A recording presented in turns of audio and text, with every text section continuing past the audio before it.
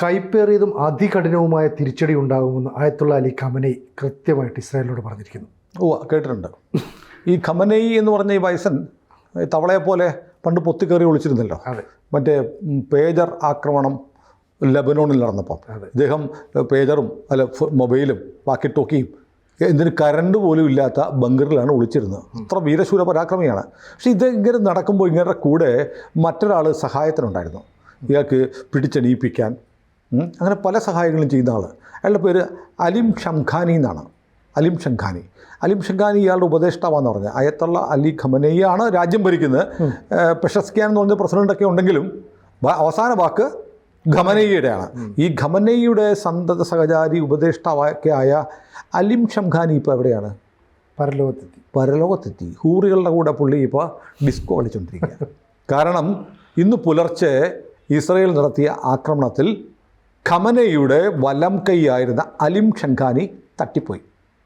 ഇയാൾ എപ്പോഴും ഖമനൈയുടെ കൂടെ കാണാറുണ്ടായിരുന്നു. അതെ. അപ്പോൾ ഇതിൻ്റെ കൂടെ ഈ മൂത്ത കാരണവരും ഉണ്ടായിരുന്നോ എന്നൊരു സംശയം ചിലരൊക്കെ പ്രകടിപ്പിക്കുന്നുണ്ട്.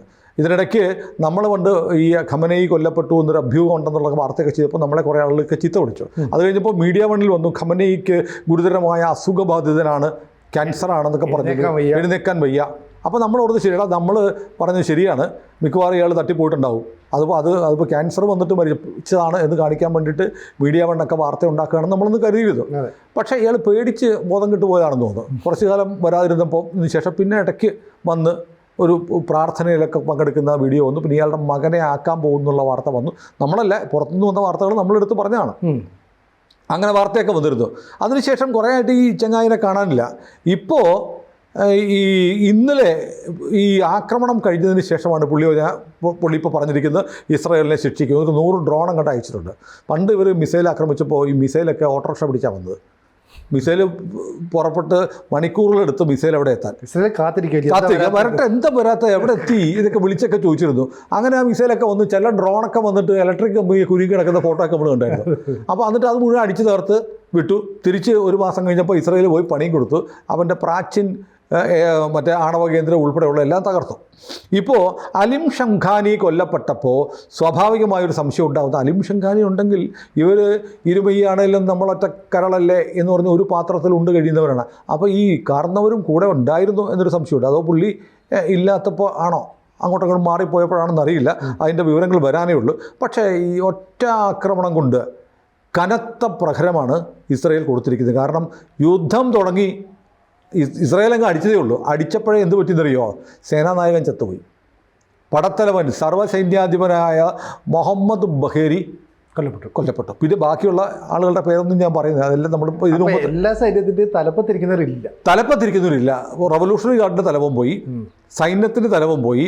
അവിടെയുള്ള ഗോലാം അൽ റാഷിദ് എന്ന് പറയുന്ന ചങ്ങായി, അവിടുത്തെ ഗോലാം അൽ റാഷിദിൻ്റെ തലവനായ ഹൊസൈനി അൽ സലാമി തട്ടിപ്പോയി.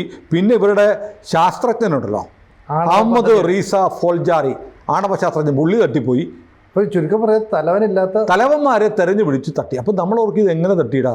അത് കൃത്യമായ ഇൻഫർമേഷൻ കിട്ടിയിട്ടുണ്ടല്ലേ, കൃത്യമായ ബ്ലൂ പ്രിൻ്റ് തയ്യാറാക്കി. അതുമാത്രമല്ല, ഇപ്പോൾ IDFൻ്റെ ഒരു വാർത്താക്കുറിപ്പ് വന്നിട്ടുണ്ട്.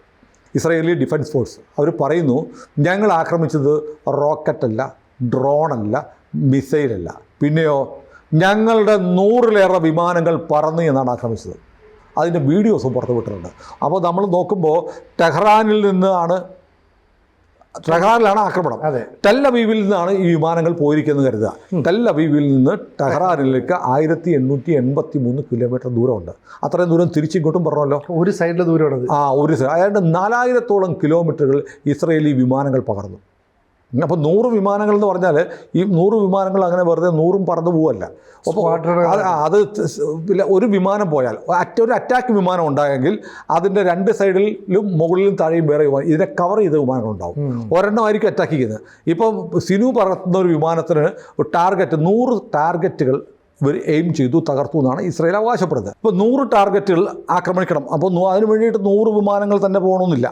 കാരണം ഒരു 25 വിമാനങ്ങൾക്ക് 4 ടാർഗറ്റ് വീതം കൊടുത്തു.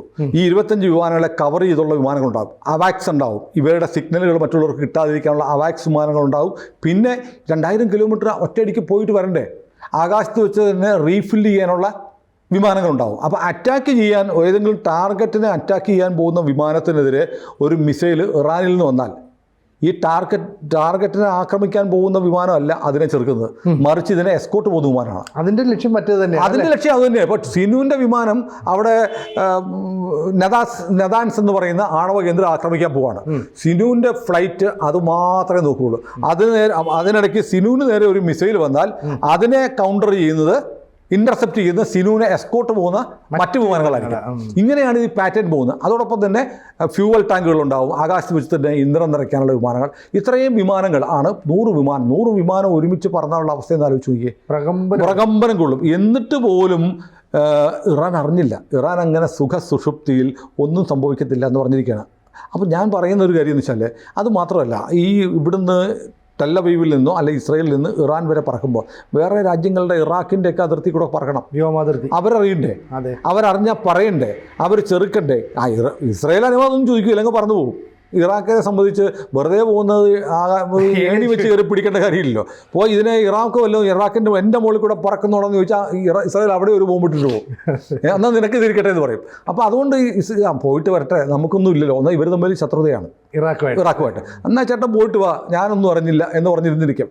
ഏതായാലും അത് അങ്ങനെയുള്ള ആക്രമണത്തിലൂടെ വലിയ തോതിലുള്ള അറ്റാക്ക്, അതായത് ഇസ്രായേലിൻ്റെ ആക്രമണം എന്നൊക്കെ പറഞ്ഞാൽ ഇവന്മാർ വിടുന്ന പോലെ ഒളിച്ചിരുന്ന് റോക്കറ്റ് വിട്ട് കളിക്കില്ല. ഇത് കൂട്ടത്തോടെ വിമാനങ്ങളെ ഉപയോഗിച്ചുള്ള വലിയ തോതിലുള്ള പ്ലാൻഡ് ആയിട്ടുള്ള മാസീവായ അറ്റാക്കാണ് വീണ്ടും നടത്തി. ഞങ്ങൾ പരസ്യമായിട്ടാണ്. അപ്പോൾ മുമ്പ് അമേരിക്കയോട്ട് ചേർന്ന് എങ്ങനെ നടത്തിയോ അതിന് സമാനം അല്ലേ? അന്ന് അമേരിക്ക ഇല്ലായിരുന്നു, ഇസ്രായേൽ ഒറ്റയ്ക്ക് പോയിട്ട് നടത്തിയത്. ഏതായാലും ഇപ്പോൾ ഞാനിപ്പോൾ പറയുന്നത്, ഇപ്പോൾ നമ്മൾ ഈ പറയുന്നത് ഈ നെതന്യാഹു ഇന്നലെ ടെമ്പിൾ മൗണ്ടിൽ പോയിട്ട് അവിടെ എഴുതി വെച്ച കാര്യമൊക്കെ പറഞ്ഞില്ലേ. അപ്പോൾ അതിനകത്ത് ഒരു സംശയം, എനിക്കൊരു സംശയം ഉണ്ടായിരുന്നു. ഇത് ബൈബിളിൽ പറയുന്നത് ഏത് ഭാഗത്താണെന്നുള്ള പെട്ടെന്ന് എനിക്കൊന്ന് ഓർത്തെടുക്കാനോ റെഫർ ചെയ്യാനോ പറ്റിയില്ല. അപ്പോഴാണ് പിന്നെ ആ വാചകത്തിൻ്റെ പൂർണ്ണരൂപം കിട്ടിയത്. ഒരു സിംഹക്കുട്ടിയാണ്, സിംഹമാണ്, ഉയർത്തെണീറ്റ് വരും, സിംഹം ഉയർത്തെണീക്കുകയാണ് എന്ന് എഴുതി വെച്ചിട്ടാണ് നെതന്യാഹു തിരിച്ചു പോകുന്നത്. അത് യുദ്ധത്തിന് തൊട്ടു മുമ്പാണ് വിലാപത്തിൻ്റെ മതിലിൽ കയ്യമർത്തി നെതന്യാഹു പ്രാർത്ഥിച്ചതും ഇങ്ങനെ എഴുതി വെച്ചു. ഒന്നും ലോകത്താർക്കും മനസ്സിലായില്ല. അതിൻ്റെ ചിത്രങ്ങളൊക്കെ വന്നിരുന്നു, നമ്മുടെ മാധ്യമങ്ങളൊന്നും അറിഞ്ഞില്ലെന്നേ ഉള്ളൂ. എനിക്ക് തോന്നുന്നു മലയാളത്തിൽ ആദ്യമായിട്ടത് കാണിക്കുന്നത് നമ്മളായിരുന്നു. അങ്ങനെ പ്രാർത്ഥന വന്നു. അതിനകത്ത് പറയുന്നത് യഹൂദ ഒരു ബാലസിംഹമാണ്, ഇര പിടിച്ച് കയറി വരും എന്ന് ബൈബിളിൽ പറയുന്നുണ്ട്. അത് വളരെ കൃത്യമായി ഉൽപ്പത്തി പുസ്തകത്തിലെ 49:9 പറയുന്ന യൂദ ഒരു സിംഹക്കുട്ടിയാണ്. എൻ്റെ മകനെ, നീ ഇരയിൽ നിന്നും മടങ്ങിയിരിക്കുന്നു. അവനൊരു സിംഹത്തെപ്പോലെയും സിംഹിയെപ്പോലെയും പതുങ്ങിക്കിടന്നു വിശ്രമിക്കുന്നു. അവനെ ഉണർത്താൻ ആർക്കും ധൈര്യമുണ്ടാകും എന്ന് ഉൽപ്പത്തി പുസ്തകത്തിൽ പറയുന്നുണ്ട്. അങ്ങനെ ഉറങ്ങിക്കിടക്കുകയായിരുന്നു ആര്? ഇസ്രയേൽ ഇപ്പോൾ ഉറങ്ങിക്കിടന്ന ഇസ്രയേലിനെ ഉണരുകയാണെന്നാണ് ഇസ്രയേലിൻ്റെ പ്രീമിയറായ നെതന്യാഹു ഇന്നലെ എഴുതി വെച്ച. കാരണം ഇസ്രയേലിന് ഉണരാതെ പറ്റത്തില്ല, ഇല്ലെങ്കിൽ ഇസ്രയേൽ ഇല്ല.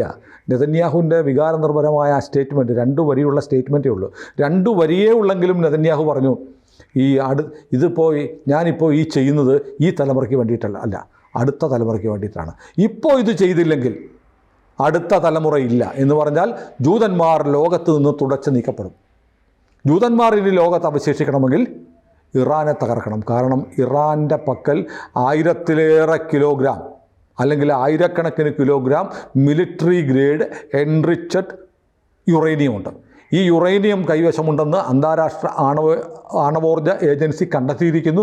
20 വർഷത്തിന് ശേഷം ഇറാൻ വ്യവസ്ഥകൾ ലംഘിച്ചിരിക്കുന്നു എന്ന് അന്താരാഷ്ട്ര ആണവോർജ ഏജൻസി പറഞ്ഞിരിക്കുന്നു. 5 തവണ അമേരിക്കൻ പ്രസിഡന്റ് അമേരിക്കയുടെ പ്രഖ്യാപിതമായ നിലപാടുണ്ടല്ലോ, ഇറാനുമായി ചർച്ചയില്ല എന്ന നിലപാട് മാറ്റിയിട്ട് ചർച്ചയ്ക്ക് ഒമാനിലേക്ക് ആളെ വിട്ട് ചർച്ച ചെയ്തിട്ടും അഹങ്കാരത്തോടെ ഖമനയി മപ്പടിച്ച് നിൽക്കുകയാണ്. പക്ഷേ ഈ വർത്തമാനം ഇറാൻ ഇതിനിടയ്ക്ക് ശ്രമിച്ചത് ഈ ടോക്ക് ഇങ്ങനെ നീട്ടിക്കൊണ്ട് പോവുക. ചർച്ച നടക്കുമ്പോഴത്തേക്ക് അറ്റാക്ക് ഉണ്ടാകുന്നില്ല. ഈ ചർച്ച നീട്ടിക്കൊണ്ടു പോകുന്ന ഗ്യാപ്പിൽ ബോംബുകൾ ഉണ്ടാക്കിയെടുക്കാം. 15 ആണവ ബോംബുകൾ ഇറാൻ നിർമ്മിക്കാൻ പോകുന്നു, ഇപ്പോൾ റെഡിയാകും എന്നുള്ള എല്ലാ ഇൻ്റലിജൻസ് റിപ്പോർട്ടുകളും കിട്ടിക്കഴിഞ്ഞതിന് ശേഷമാണ് ഈ ആക്രമണം ഇസ്രയേൽ നടത്തിയിരിക്കുന്നത്. അതിൽ ഏറ്റവും പ്രധാനപ്പെട്ടത് ഞാൻ കരുതുന്നത്, ഈ ഖമനയി കൊല്ലപ്പെട്ടാൽ പോലും വലിയ വാർത്തയാണ്. പക്ഷെ ഞാൻ അതിൽ കരുതുന്നത് അഹമ്മദ് റീസ സോൾ ഫജാറി എന്ന് പറയുന്ന അവരുടെ ആണവ ശാസ്ത്രജ്ഞൻ്റെ കൊല്ലപ്പെട്ടതാണ് ഏറ്റവും നിർണായകമായി ഞാൻ കരുതുന്നത്. കാരണം ഇനി ഇതുപോലൊരു തല ആണവായുധം ഉണ്ടാക്കാൻ വേണ്ടിയിട്ട് ഉണ്ടാവരുത് എന്ന് ഇസ്രയേൽ തീരുമാനിച്ചു എന്ന് പറയുന്നു. അപ്പോൾ രാത്രി എല്ലാവരും ഉറങ്ങിക്കിടക്കുമ്പോൾ 2000 കിലോമീറ്റർ അപ്പുറത്തുനിന്ന് പറന്നു വന്നിട്ട് ആരൊക്കെയാണ് എവിടൊക്കെയാണുള്ളതെന്ന് കൃത്യമായി അറിഞ്ഞിട്ട് അവിടെ ടാർഗറ്റ് ചെയ്ത് നടത്തിയ ആക്രമണം ക്ലാസിക് എന്നേ പറയാൻ പറ്റുള്ളൂ. ഏതായാലും അലിം ഷംഖാനി കൊല്ലപ്പെട്ടിട്ടുണ്ട്. അലിം ഷംഖാനിയുടെ കൂടെ എപ്പോഴും കാണുന്ന നമ്മുടെ ഖമനയി എവിടെ എന്നുള്ള ചോദ്യം ബാക്കിയാണ്.